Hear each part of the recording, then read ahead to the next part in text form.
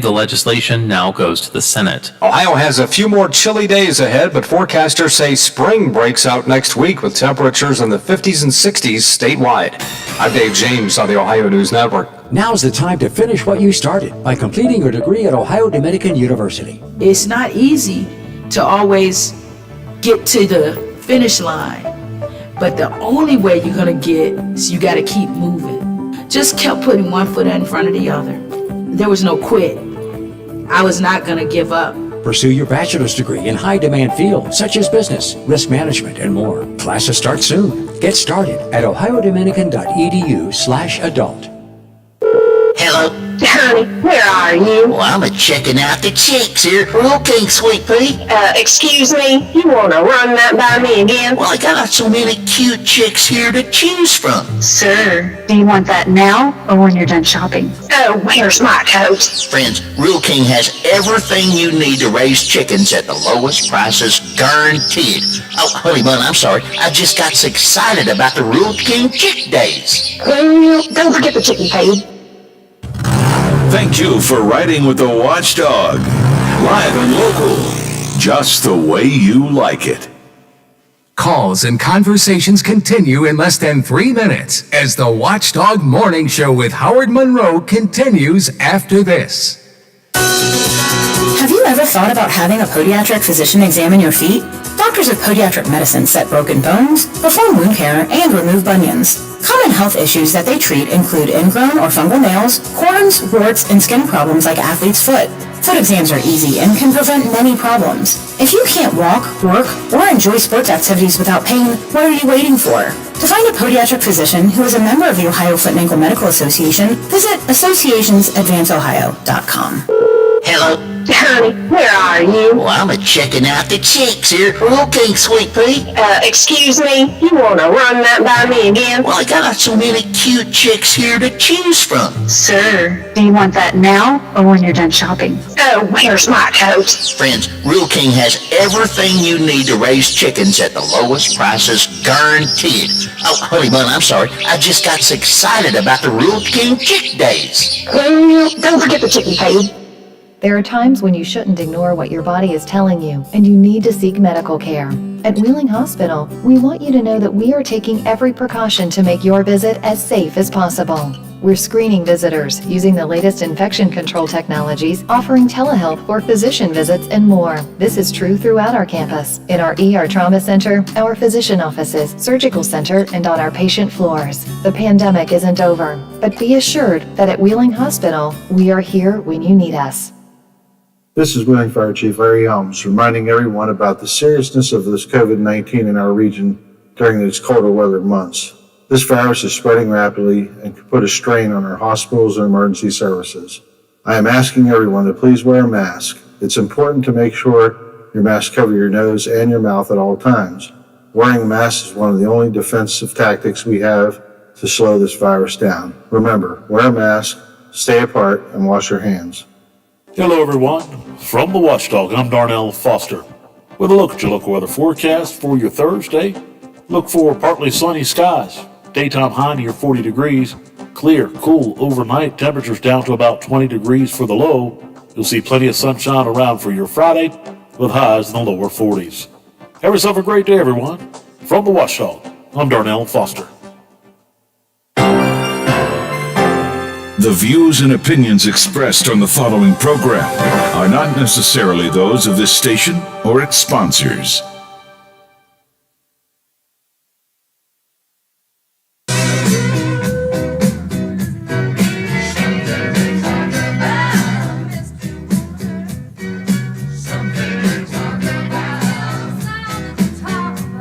News, information, conversation, controversy, and fun.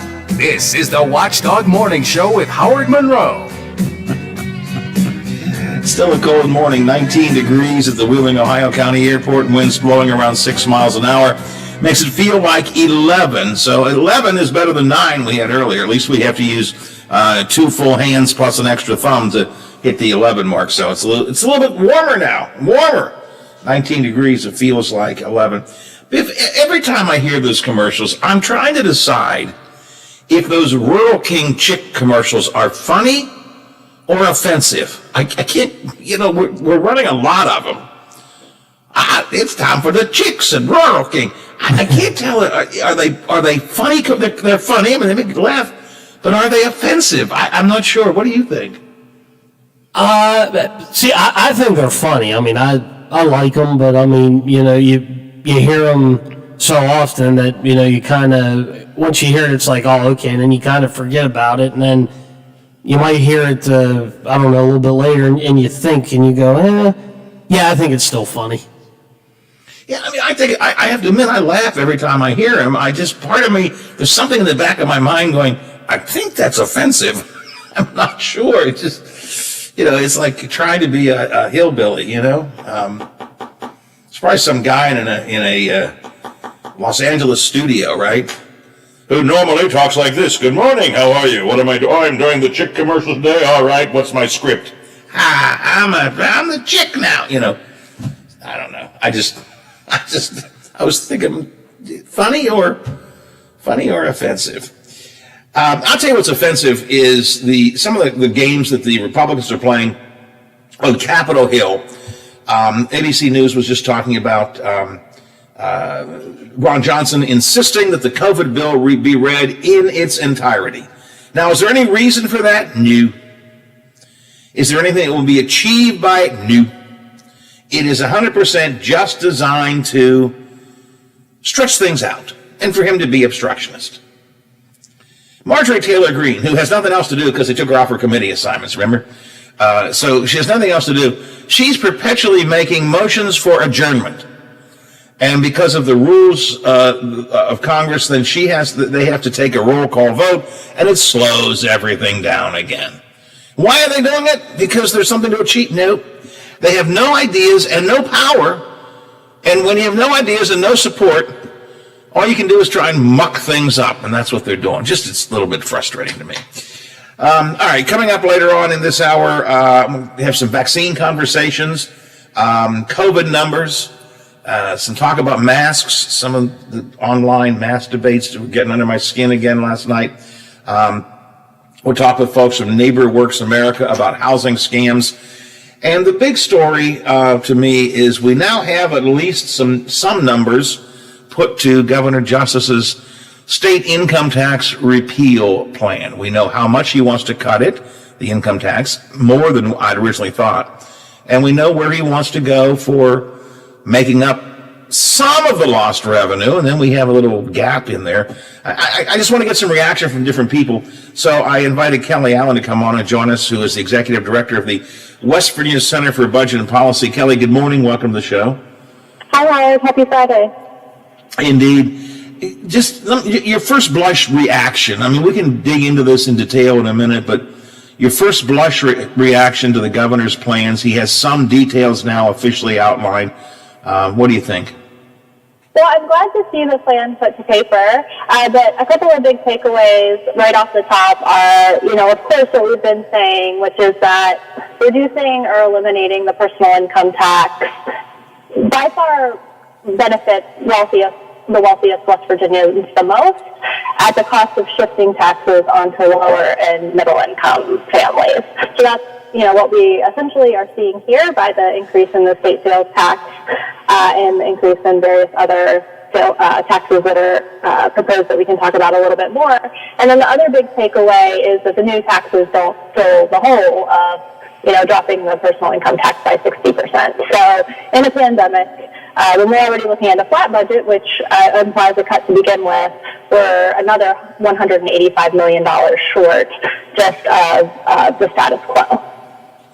His 60% reduction, which leads to a little over, I say a little, 35 million over, but a little over $1 billion of lost income because of those cuts. That was a little bit higher than than he had originally talked about. Yeah, I think early on he was talking about a 50% reduction in the personal income tax, and early on he also said the highest income West Virginians, I think, would only get a third right, or 30% income, but yeah, it ended up being 60% across the board. And they went to which we all expected, his number one fill in the hole option is increasing the sales tax. And he went to the far end of the scale that he had said he might use. He had originally said 1.5%. Then he had said 1.5 to 1.9%. That caught some people by surprise the first time he said that. And he came in at 1.9% increase in the sales tax. Right. So that would, just to put that in perspective, a 7.9% state sales tax would give us the highest state sales tax in the country. And then when you add in that some municipalities in West Virginia have local sales taxes, that puts the average combined sales tax in the state at about 8.4%, which for comparing us with our neighboring states, that is higher than any of our border states. Well, here in Wheeling, I think Moundsville as well, in our panhandle, we have 1% city tax, so city income tax. So we're at, or sales tax, excuse me. So we're at 8.9%. Yeah, taxing. Exactly. And there's a bill out there to, sorry. No, go ahead, because it's where you're about to go. I know is a good point. Go ahead, make your point. Yeah, I was going to say there's a bill out there that we don't know if it'll be considered, but the counties have been asking for the authority to enact a 1% sales tax as well. So if they're able to get that, we could be looking at 9.9% sales taxes in municipalities that also have a county sales tax that also have this increased state tax. It's just, and I know the governor is not stupid. I mean it sincerely. I always kind of make fun of his folksy ways, but he's not a stupid man. I don't comprehend how he cannot see in border areas like the ones in which we live here in Wheeling and Ohio County. We go across the river to Belmont County, Ohio on a regular basis anyway. It's not like we're traveling 2 hours to some strange land. We do some shopping over there anyway because in our area we have a big mall over in St. Clairsville. So the idea of crossing the river to save significant amounts of tax money is no big deal. We travel that way all the time anyways. I don't know if he understands that. I don't think that's how easy it is. And it kind of flies in the face of his argument that this is going to draw people into West Virginia. And if we don't have the personal income tax anymore, we're assuming that the tax revenue contribution those folks would make would be through the sales tax. But if it's easy for people to just hop across the state line and pay less somewhere else, then that negates that whole argument. Well, the premise of the whole premise of his concept, and correct me if I'm wrong or if I've interpreted this right or wrong, the premise of his concept is that by reducing the income tax, literally hundreds of thousands of people will decide to come to West Virginia to live because we have no income tax. And of course he uses Florida as one example, and I always point out that Florida's got, beaches and sand and golf and margaritas. I mean, there's some other reasons people go to Florida besides the lack of an income tax. But the whole basis of this, and then the governor says, and think about that, so that'll kind of counterbalance your sales tax increase in the Panhandle.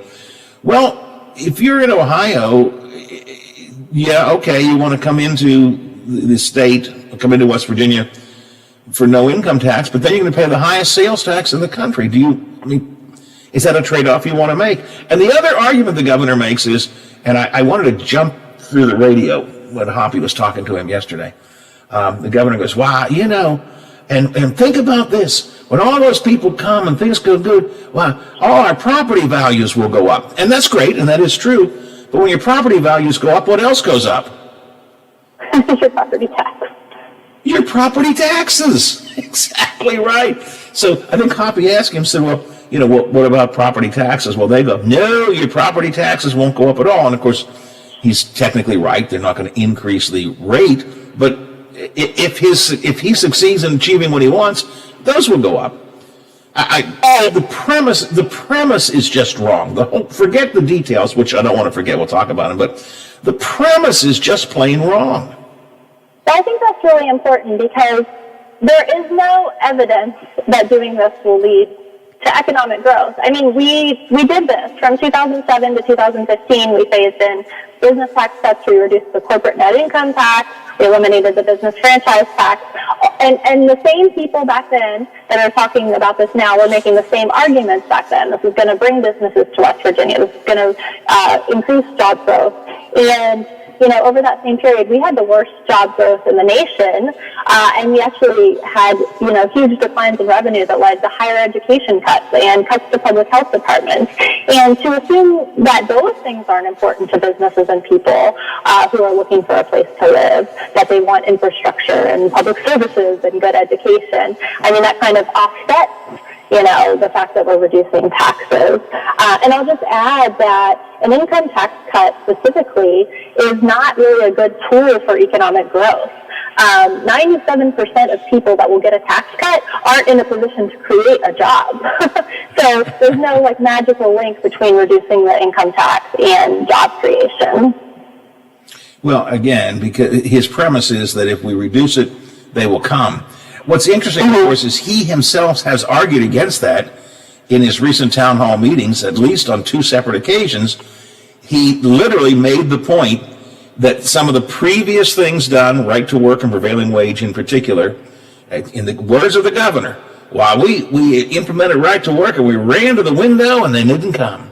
And we implemented prevailing wage and we ran to the window to see and they didn't come. He literally argued against his own argument here in saying, these things don't work. We know they don't work because we've tried them.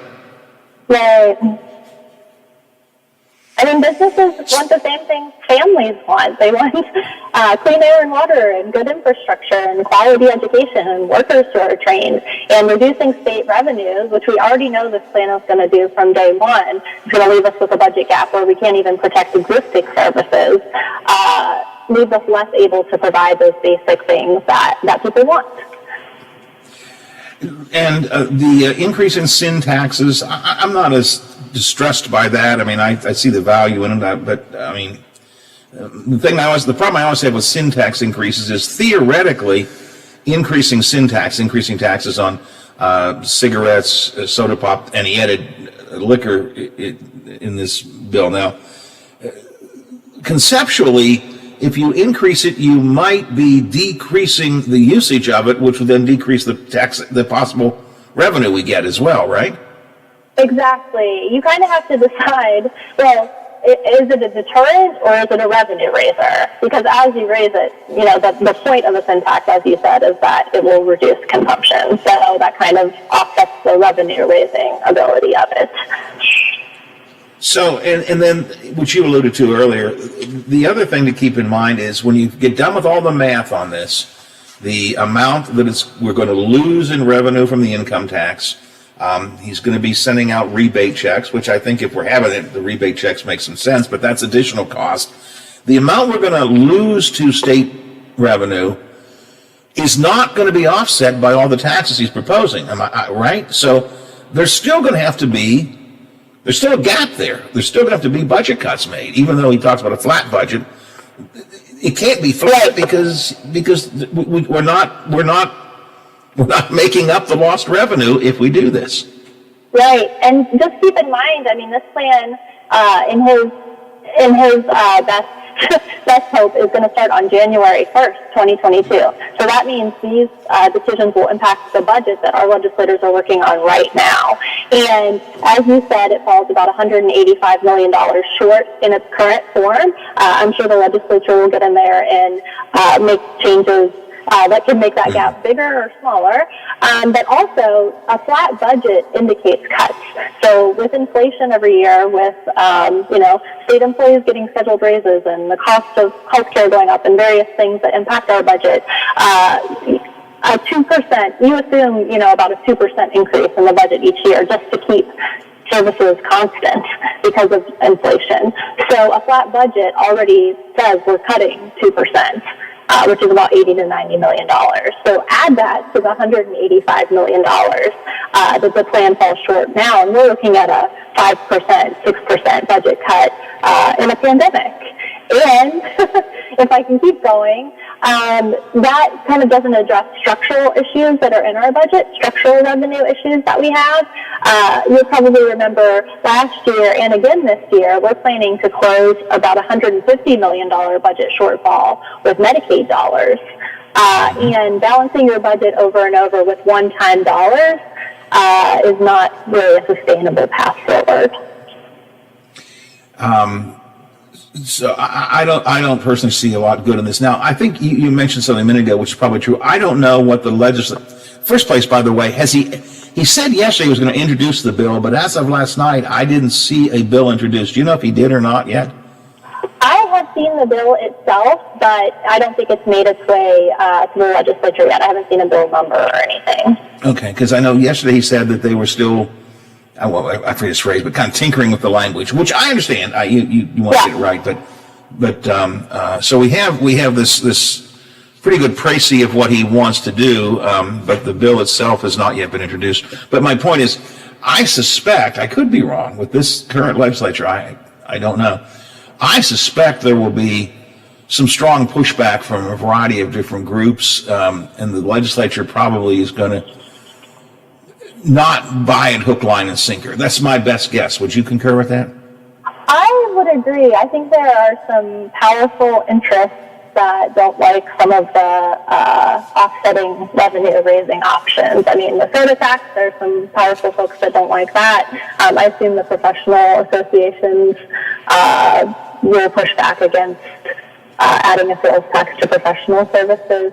So I think there's a lot of back and forth to be seen. It is interesting, though, that this comes up in a year, and I 100% agree with you. They're all going to push back very hard. The Beverage Association is a pretty powerful lobby, among others.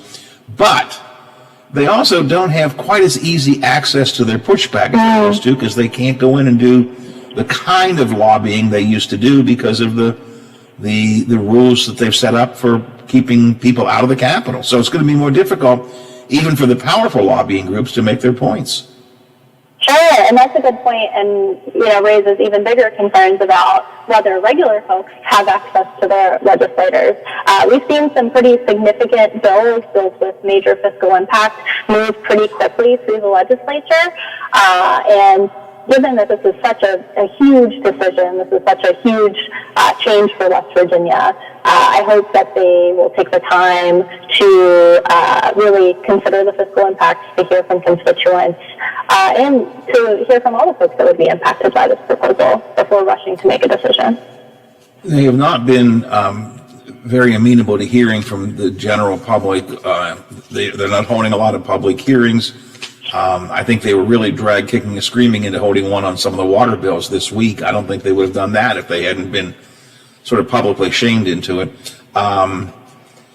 So I don't have a lot of faith there will be a lot of public input. But I do think there will be a lot of, I think even the legislators themselves will have some internal debate. I really think there'll be a little, I think there will be some disagreement about this bill, at least the details of it. So I don't know that it's going to speed through as the governor wrote it. But again, as I said, Kelly, with this legislative session, I don't know.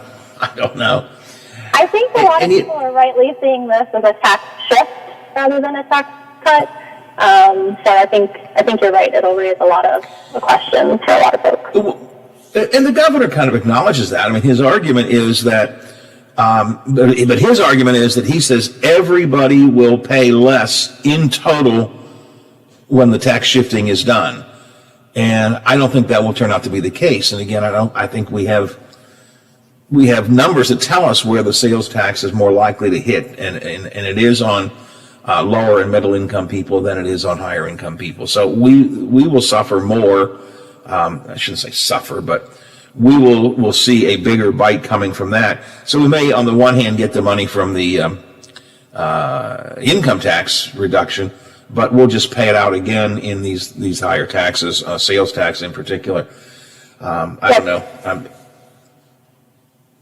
We're working on a full analysis of that and trying to see how this plan would fall on different portions of the population, and we hope to have that out in the next couple of days. But I think you're right to say that the sales tax falls more heavily on low and middle income families, and then when you kind of multiply that by the fact that public service debts fall on those same folks too, that should certainly be a factor in thinking about how this impacts the population.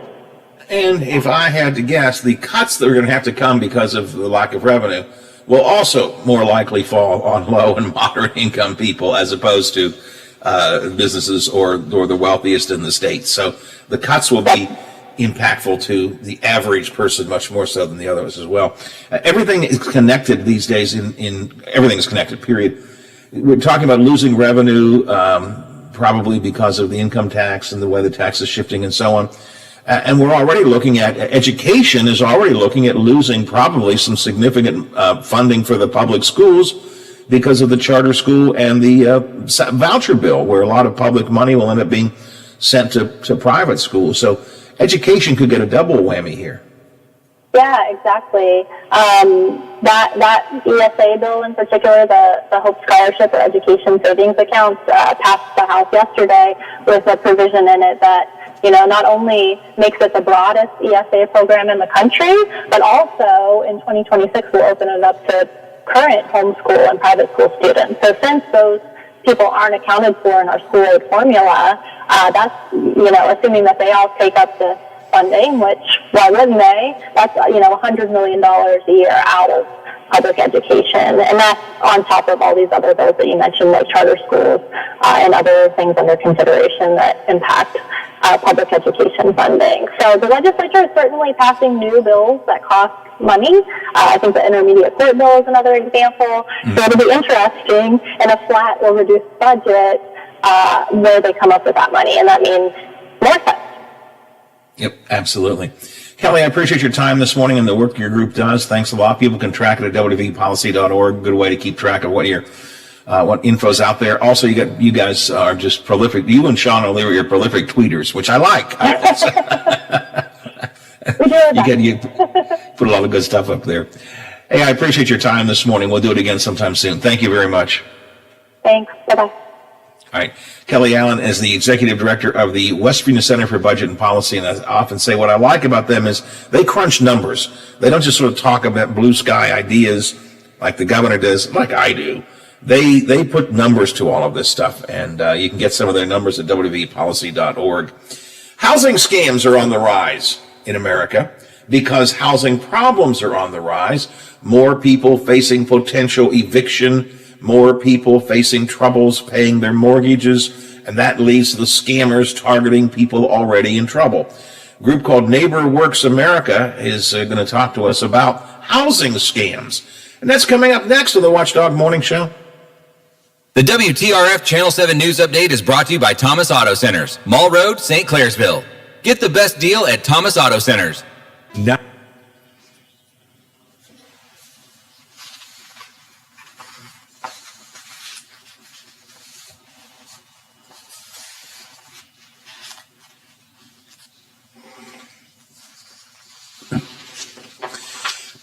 all right, Biff, we should get Leanne Adams on here. This is just a 10-minute segment, so I'll do a break after I do her to get the second break in. Okay?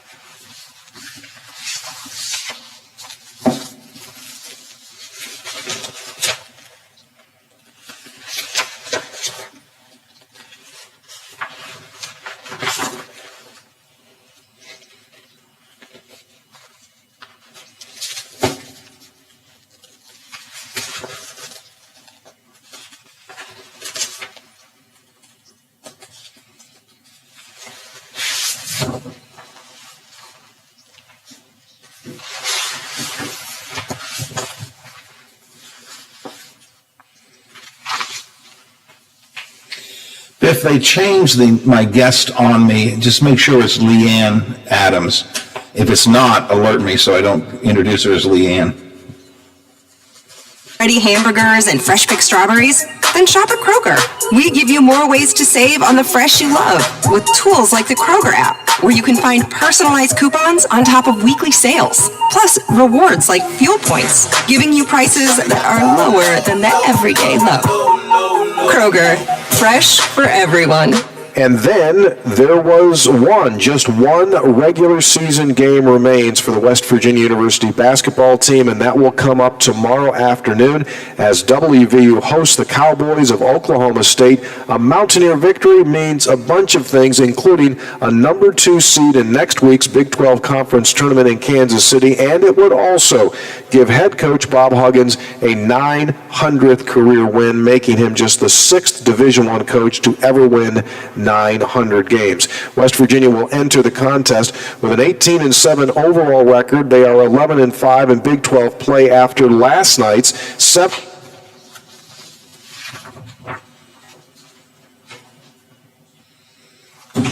Okay, good. I just want to make sure because they changed the guest on me late last night. So want to make sure they didn't change it again. Okay. I said I'll do her, and then it's a 10-minute segment, so then I'll do a break after that.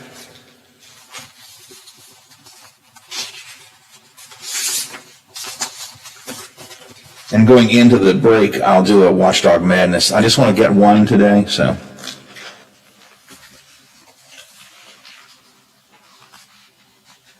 Yeah, I'll get one today, and I'll ask for it going into the break is my plan.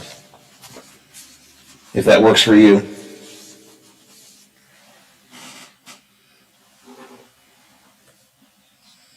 Okay. And we've got 5 days next week.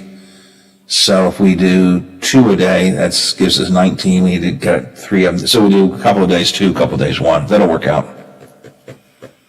Yep.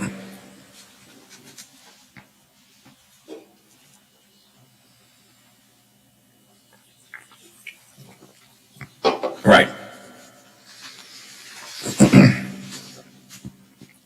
While we may consider it a right to receive blood when hospitalized, we must also consider the responsibility to donate blood to maintain the supply for the community. This message from all the great and caring folks, the members of Roofers Union Local 188 out of Wheeling, representing licensed, bonded, and insured roofers for all residential and commercial projects. That's Roofers Union Local 188 in Wheeling, wishing everyone a safe and healthy year. Tune in to the Watchdog Morning Show with Howard Monroe, weekday mornings 7 to 10 a.m. on the Valley's favorite live and local talk radio station, The Watchdog. Miss a part of the show? Want to hear a segment again? Check out our podcast page at watchdognetwork.com. The Watchdog Morning Show with Howard Monroe continues. Me and Dale were singing Little Runaway. I was blind. 19 degrees at the Wheeling, Ohio County Airport. Little light breeze blowing around, making it feel like 11. It is a frosty morning. A frosty morning. 19 degrees at the Wheeling, Ohio County Airport. 19 degrees at the home studios here in Elm Grove. 19 degrees at the Robinson Auto Group Studios, downtown Wheeling, in the heart of the Ohio Valley. The pandemic has led to a number of people having problems with housing. We're seeing people who are not able to afford their mortgages, and that's creating the possibility of foreclosure. We're seeing people that are being evicted from their rental property because they can't afford to pay their rents. And the depressing thing is that people who are already in trouble often become the easier targets of scammers. And there is a lot of housing scams going on in the midst of all this COVID stuff. The folks at Neighbor Works America have been looking into this, and Leanne Adams is their Senior Vice President for National Initiatives, and she is with us this morning. Leanne, good morning. Welcome to the show, first of all. Good morning. Thank you. Am I right? We're seeing an increasing number of housing scams going on these days, right? Yeah, we are seeing a lot of different scam activity and just a lot of egregious behavior out there targeting homeowners and renters who are at risk. Right now, 11 million families are at risk of losing housing. And do they tend to target people who already are looking at problems like, potential foreclosure, potential evictions? The people who are the most vulnerable with housing are the ones that get scammed the most, probably, too? Yes, that's absolutely correct. When we ran a campaign during the last housing crisis, over 60% of our complaints were from people of color and seniors who were really vulnerable in that time. And so right now, it's always the case that scammers prey on people who are vulnerable, in this case, homeowners and renters. And there's a few different kinds of scams that we're seeing.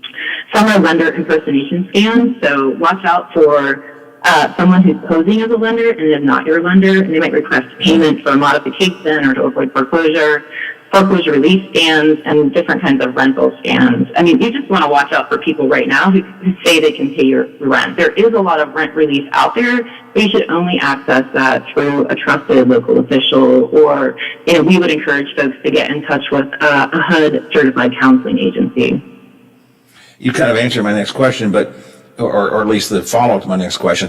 How do you know, what are the signs that something is a scam versus something that is an actual offer of assistance? Because as you point out, there is a good deal of assistance available for people who are having housing problems, if you know how to track that down, or if you know you've actually got legitimate offers coming before you. How do you know? That's right. Yeah. So you want to avoid any promise of success or a guaranteed positive outcome, because no one knows your situation and they can get really complicated. So those folks are probably just looking to make money off of you or take advantage of your situation. You also want to avoid companies that tell you to stop paying your rent or mortgage, or someone that's posing as your landlord or your lender. We'd really recommend you call your servicer, your loan servicer directly, get in touch with your landlord, or contact a local housing certified counseling agency, and they can help you navigate and connect with servicers and landlords and understand how to access legitimate rent relief right now. You know what I hear all the time from somebody who tells me, "Oh, it turned out they ripped me off. I've been the subject of a scam," and then they say to me plaintively, "But he seemed like a nice guy, or he sounded so trustworthy." And of course, that's why they're successful. That's why they're called artists, because they are artists at what they do. And it would only be better if they had horns and a tail and sounded like the devil, but they don't. No, you're right. Just resist. Right now, there are just a lot of people in crisis. So if help comes your way and it seems a little too good to be true, just resist the pressure to act immediately and get help. If someone calls you up and offers you utility assistance even, or to change your bills, verify who it is, hang up, and then call the utility company directly. You really have to take the time to verify the source of these offers. That's probably just pretty generic and good advice in general for any kind of scam. Or if you get solicited via email, if you get solicited via a phone call, take the information, and if they say we've got a great deal for you, say great. Let me have your phone number, and I'm going to check this out and call you back. But you then initiate a call to. If they claim to be your bank, you call your bank and find out. You call somebody else and find out. When you initiate the call, at least you know who you're talking to. When they call you, or they email you, you don't know. They're good at pretending to be. So, that's exactly right. And you never want to give out your personal or financial information, especially like your social security number, without confirming the identity of the person you're speaking with. So it's great. You have to really take that step to contact the trusted source in this case. Yeah, or your bank account information or your credit card. You don't give that out over the phone. That's great. I had a company I'm actually doing business with recently who called me out of the blue and said, "We just need to verify your." I said, I don't think I want to do that. I don't want to give you my credit card information. I gave it to you once. When I need it again, I'll call you back. So call them back. If someone is facing eviction or foreclosure or any other kind of problems, where's the best place they can turn? Is there a clearinghouse? Is there a website, something like that? Yes, absolutely. So we with support from the Wells Fargo Housing Foundation, launched StopHomeScams.org. And to go to that site, it gives you more tips on identifying scams, but also how to report scams to the Federal Trade Commission, and how to connect with a local HUD-certified housing counselor. And those folks can help you. They're trained to help you with rental counseling, eviction prevention, foreclosure mitigation. They can help you navigate this situation. We really want to see people stay stably housed coming out of this crisis. Stop Home Scams, all one word. StopHomeScams.org is a good place. And by the way, go ahead. No, that's exactly right. There is something you said there that I think is important too. As I said, my advice: get information. If somebody calls you or emails you, take that information. Then you call to verify it yourself. And if it turns out it's a scam, you need to report that to somebody, because they need to know, they being, officials, FTC and others, need to know what scams are out there. And so if it turns out that you have been, the scammer has at least contacted you, and hopefully you haven't been scammed, that you were smart enough to stay away from it, let someone in authority know. Even if it's something local, call your local police and say, this guy called me and I think it's a scam. That's the only way these things come to an end. Although I guess they never come to an end, right? They're always out there waiting to take advantage of people. But yes, definitely report it to federal officials, but often the state attorney generals might collect this information.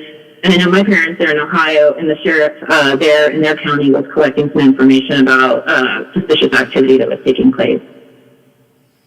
Yeah, and a lot of AGs do that. I'm not so sure ours here is particularly adept at that, but that's another story. So make sure that you get the information if somebody tries to scam you. Double check to make sure it's either real or a scam. If it is a scam, then certainly let officials know. Leanne, thank you for joining us this morning. People can check more out at stophomescams.org, a function of Neighbor Works America. Thanks for joining us today. Thank you so much. Have a great day. You too. Appreciate it. Just want to take a little minute or two to talk there about home scams. They're out there. This is National Consumer Protection Week, and so these folks are really pushing this in particular this week. Again, to me, the couple of key things to keep in mind. Number one, if anybody solicits you, in other words, if somebody calls you on the phone, knocks on your door, I don't know too many people do that anymore, but knocks on your door, calls you on your phone, sends you an email, no matter how legitimate it looks. Where I'm from, your favorite bank, and if you need some help, just click this link and we'll get in touch with you right away, or click this link to find out what kind of help we have available. Okay, it may indeed be from your favorite bank, or it could likely be a scam. Don't click the link. Don't give out information over the phone. Take information from the phone. If you have an interest in it, we're here to help you. We've got some possible ways that we can help you with your rent payments, for example. If they do that, take the information, write it down, say, oh, that's great. I mean, say, what was your name? And what's the phone number? And where can I reach you? And that kind of stuff. Then you contact someone you trust. You contact your bank. Don't just click something in an email from your bank. You contact your bank and say, I got this email. Do you have a program like this? They're telling me that you can help me with the rent. And then they'll let you know. You place the call. And then the third step of that is, if it's legitimate, that's great. Now you've got the number that they told you to call, and you've discovered it's legitimate. You can call them back, and you can talk about rental assistance or what have you. But if it's not legitimate, tell somebody. Start with local law enforcement if you need to. The FTC, Federal Trade Commission. The Attorney General's office is a collector of this information. And although I am not a giant fan of Patrick Morrissey, his office does do that kind of stuff. So call the AG's office, and they have a consumer complaints division, and they will, despite my political comment there, they will look into it as well. But let somebody know. So number one, don't give any information out over the phone. Number two, or any other contact that comes to you. Number two, you initiate the contact going out, not coming in. You call someone. And then number three, if it's legitimate, follow through. Life is good. If it's not legitimate, report it to someone. That's my take on it. It's 8:51, 9 before the hour here on the Watchdog Morning Show. McCabe and I will kick around the Ohio Valley News Week in review next hour. We'll talk about the governor's income tax plan and a few other things. And I'll ask him how good that hot brown that he had up at the West Sports Bar was last night. Sticking. I saw a picture of it. I just want to know, was it as good as it looked? Oh, man, I could use a Kentucky hot brown. I haven't had one in a long time. That sounded good. Hey, this is not a scam. This is not a scam. Attention, attention, this is not a scam. Here at the Watchdog, we would like to give you a big screen TV. But you have to play our game in order to be a possible winner of it. It's called the Watchdog Madness Contest, and we do it in conjunction with the upcoming March Madness. What we want to do over the course of today and this week and then next week is we will be asking you to call in and get registered in the March Madness, Watchdog Madness Contest. We will have a total of 64 names at the end of next week between this show, Bill DeFabio's show, Big Rick's show, and Dancing with Dr. G, the Donnie Gilbert radio show. And those 64 names will go into a little bin. And then after Sunday, not this Sunday, but the following Sunday, which is Selection Sunday, with March Madness. Once the 64 final teams are selected, we will then pull each name from our bin and match you up with a team by random from the 64 selected teams. And then you will have a team that you'll follow in the March Madness brackets. And if your team goes all the way, you win the big screen TV. So I want one contestant right now, 304-232-8255, 304-232-TALK. If you would like to be in the running for Watchdog Madness, which gets underway in conjunction with March Madness, call me now. Please remember, if you are already registered, you cannot register again. Employees of the radio station, their families, and sponsors, sorry, you can't do it either. Everybody else, give us a call. Biff will get your number. Here on the Watchdog Morning Show, where it's 7 before 9 o'clock. Washington County's largest gun show is back on Saturday.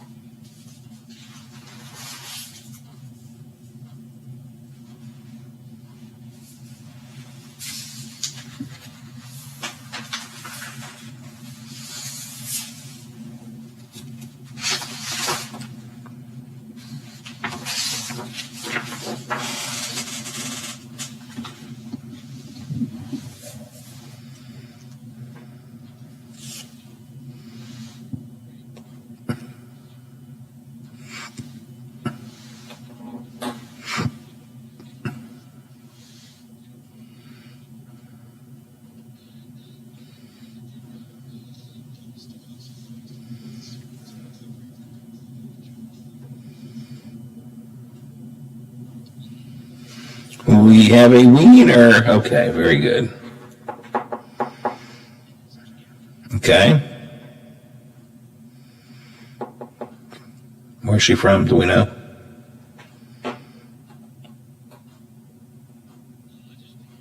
That's fine. That's okay. That's fine. When I can, I like to say, Karen from Biloxi or whatever, but it's not a big deal. Okay, good. Yeah, Karen from Parkside. Works for me. All right. Watchdog is protecting your yard. Join Howard Monroe, Hoppy Kercheval, Bill DeFabio, and Big Rick for the best live and local talk in the Upper Ohio Valley and beyond. Tiltonsville trusts the Watchdog. Listen to the Bill DeFabio Variety Show with Bill DeFabio and Lola Miller. Weekdays noon to 2 on the Valley's only network dedicated to live and local talk radio, The Watchdog. From the West Virginia Broadcasting Hall of Fame, directly to you. This is the Watchdog Morning Show with Howard Monroe, brought to you in part by Wheeling Hospital.